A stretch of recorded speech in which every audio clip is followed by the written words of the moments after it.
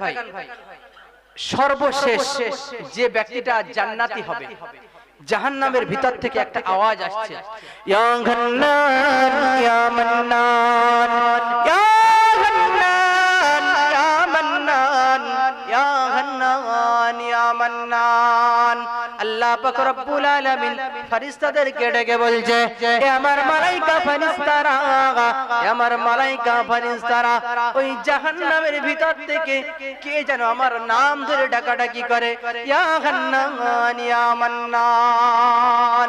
যাও যাও যাও, ওই জাহান্নামের মধ্যে গিয়ে খোঁজাখুঁজি করে তাকে তুলে নিয়ে এসো। ফেরেশতারা চলে গেল, গিয়ে জাহান্নামের ভিতরে লক্ষ্য করে দেখলো কেউ নেই, কোনো আওয়াজ শোনা যাচ্ছে না। আবার চলে এলো, ও রাব্বি আল্লাহ, জাহান্নামের ভিতরে আমরা কাউকে পেলাম না।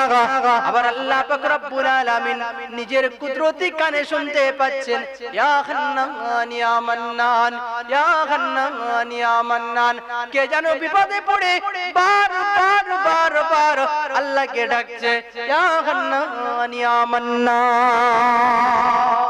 ইয়া হান্নান ইয়া মান্নান। আবারও ফেরেশতা চলে গেল, আবারও খোঁজাখুঁজি করে কাউকে পেল না, আবার চলে এলো। আল্লাহ পাক রব্বুল আলামিনের দরবারে চলে এলো, আমরা তো জাহান্নামের মধ্যে কাউকে পেলাম না। আবার আল্লাহ পাক রব্বুল আলামিন নিজের কুদরতি কানে শুনতে পাচ্ছেন, ইয়া হান্নান ইয়া মান্নান। আল্লাহ পাক রব্বুল আলামিন নিজেই চলে এলেন, নিজেই চলে এলেন, এসে বলছে, বান্দা, ওই জাহান্নামের একেবারে নিচে বসে বসে বসে, একেবারে নিচে বসে বসে কালো কয়লার মতো হয়ে গেছে এমন একটা পাপী বান্দা, এমন একটা পাপী বান্দা ডাকছে, ইয়া হান্নান ইয়া মান্নান, ইয়া হান্নান ইয়া মান্নান। আল্লাহ পাক রব্বুল আলামিন বলছে, বান্দা, কি জন্য আমাকে ডাকাডাকি করছো, কি ব্যাপার, কি ব্যাপার বলো। বলছে, ও রাব্বি আল্লাহ, এই জাহান্নামের কষ্ট সহ্য করতে পাচ্ছি না, এই জাহান্নামের আগুন সহ্য করতে পাচ্ছি না। ও রাব্বি আল্লাহ, আমাকে ক্ষমা করে দেন, আমাকে মাফ করে দেন, আমাকে জান্নাতে দিতে হবে না, জান্নাতে দিতে হবে না, আমাকে জাহান্নামের উপর থেকে তুলে নিয়ে জাহান্নামের উপরে রেখে দেন, জাহান্নামের ভিতরে আমাকে রাখবেন না। আল্লাহ পাক রব্বুল আলামিন দয়া করলেন, দয়া করে বান্দাকে তুলে নিয়ে, কুদরতি হাতে তুলে নিয়ে জাহান্নামের উপরে রেখে দিলেন। অনেক সময় চলে গেল, কিছু কাল অতিবাহিত হয়ে গেল। আবার আল্লাহ পাক রব্বুল আলামিনের নাম হলো রহমান, রহিম, গফফার, গফুর, সেই নাম তার মনে পড়ে গেল। আবারও ডাক দিয়েছে, ইয়া হান্নান ইয়া মান্নান, ও রাব্বি আল্লাহ, এই জাহান্নামের আগুনের হাওলি আমার গায়ে লাগছে, আমি বরদাস্ত করতে পারছি না, সহ্য করতে পারছি না, আমাকে জান্নাতে দিতে হবে না, জান্নাত আর জাহান্নামের মাঝখানে আমাকে রেখে দেন, আমি জাহান্নামের আগুন সহ্য করতে পারি না। আল্লাহ কত দয়াবান, একবার শুনুন। আল্লাহ পাক রব্বুল আলামিন আবারও দয়া করে, মেহেরবানি করে, করম করে ওই বান্দাকে জান্নাত আর জাহান্নামের মাঝখানে রেখে দিয়েছে। বান্দা বড্ড চালাক, বান্দা আবারও বলছে, ও রাব্বি আল্লাহ, আমি আপনার জান্নাতটা দেখতে চাই, দেখতে চাই, জান্নাতের ভিতরে আমি ঢুকতে চাই না, একটু যদি জান্নাতটা আমার এক পলকে দেখার সুযোগ করে দিতেন, আমার সৌভাগ্য হয়ে যেত। আল্লাহ পাক রব্বুল আলামিন আবার বান্দার উপরে দয়া করে, রহম করে, করম করে আবারও জান্নাতের গেটের ধারে দাঁড় করে দেবে।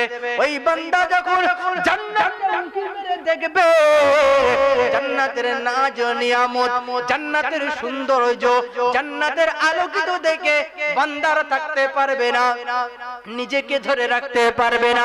আবার আল্লাহ পাক রব্বুল আলামিনের কাছে আরজি শুরু করে দেবে, ও রাব্বি আল্লাহ, আপনার এত সুন্দর জান্নাত দেখে আমি আর থাকতে পারছি না, আমার মন আর মানছে না।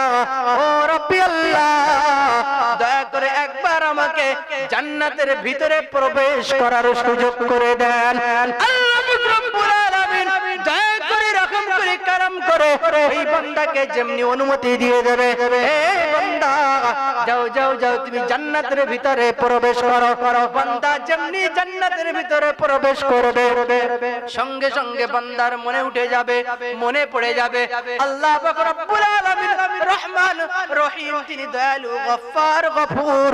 সঙ্গে সঙ্গে বলবে ও রব্বি আল্লাহ, ও রব্বি আল্লাহ, আপনি তো বলেছেন যে বান্দা একবার বেহেশতে আসবে, যে বান্দা একবার জান্নাতে আসবে, ওই বান্দাটা আর কোনোদিন পৃথিবীর বুকে ফিরে যাবে না, ওই বান্দাটা আর কোনোদিন জাহান্নামে যাবে না। ও রব্বি আল্লাহ, আমি তো এখন জান্নাতে আছি, আমাকে চির জনমের মতো অনন্ত অনন্ত অসীম কাল জান্নাতে আমার ঠিকানা করে দিন। আল্লাহ পাক রব্বুল আলামিন বলেন বান্দা আমি তোর উপরে দয়া করেছি, রহম করেছি, কারাম করেছি। এই জনেরা, যুবকেরা, মুরব্বিয়ান কেরামেরা, আবার পর্দা নিশিনী মায়েরা, জান্নাতে সবাই যেতে চান না? চান না? জান্নাতে যদি যেতে চান, আমি প্রথমে এসে আলোচনা করেছিলাম কোরআনকে আঁকড়ে নিতে হবে, কোরআনকে মানতে হবে, রাসূলের সুন্নাতকে আঁকড়ে নিতে হবে, আল্লাহর হুকুমকে আঁকড়ে নিতে হবে না? হবে না? হুকুমকে আঁকড়ে নিতে হবে। কিন্তু আমরা সারাটা জীবন আল্লাহর নাফরমানি করে বেড়াচ্ছি না? বেড়াই নাই? আমার মা বোনেরা বসে আছে, মায়েদের জন্য একটা একেবারে শেষে একটা ওয়াজ করে আমি দোয়া করে দেব। এখানে তো পুরুষ মানুষ অনেক বসে আছে সামনাসামনি, আপনারা শুনেছেন। মায়েদের জন্য খাস করে কিছু বলা হয়নি, মায়েদের জন্য একটা উপদেশ দিয়ে যায়। ব্যাধিতে ধরেছে, ব্যাধি, রোগ। কেমন রোগ, কেমন ব্যাধি? হ্যাঁ, করোনা তো আছে, সে তো পালিয়েছে। আর আমাদের মায়েদের মধ্যে একটা করোনা আছে, সে ব্যাধিটা হলো চগলখুরি করা। কি করা? চগলখুরি, পরনিন্দা, পরচর্চা করে না? করে না? চারজন মায়া এক জায়গায় বসে বসে গল্প করছে, সঙ্গে সঙ্গে ওখান থেকে একটা মা উঠে চলে গেছে, ওই মায়ের নামে গীবত গিল্লা শুরু করে না? করে না?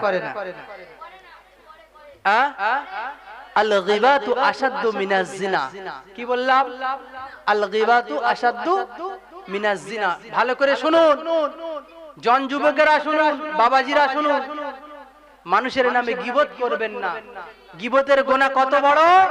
আল গীবাতু আশাদ্দু মিনাজ জিনা। জিনা করা ভালো জিনিস না খারাপ জিনিস? খারাপ। যে গীবত করে, যে পরনিন্দা, পরচর্চা করে, সে জিনার থেকে বেশি গুনাহ করে। ভালো করে বুঝলেন কথাটা? হ্যাঁ, তাহলে জিনাকারীকে আমরা খারাপ বলি না? বলি না?